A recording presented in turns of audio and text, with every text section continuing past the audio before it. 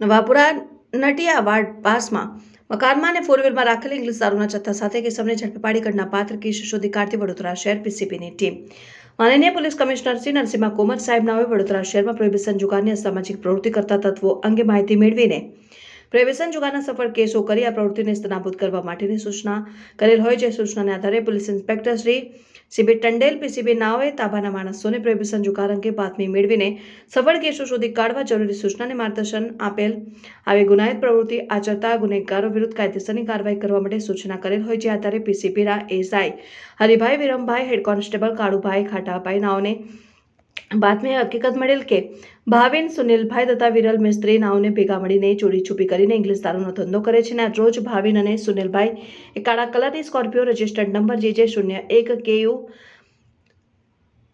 5962માં બહારથી ઇંગ્લિશ દારૂનો જથ્થો લાવીને છોટાભાઈ ટેરેસ સોસાયટી સામે નડિયાવાસમાં કાલકા માતાના મંદિરની ગલીમાં જયાબેન ચંદ્રકાંતભાઈ સોલંકીના મકાનમાં ઇંગ્લિશ દારૂનો જથ્થો ઉતારે છે.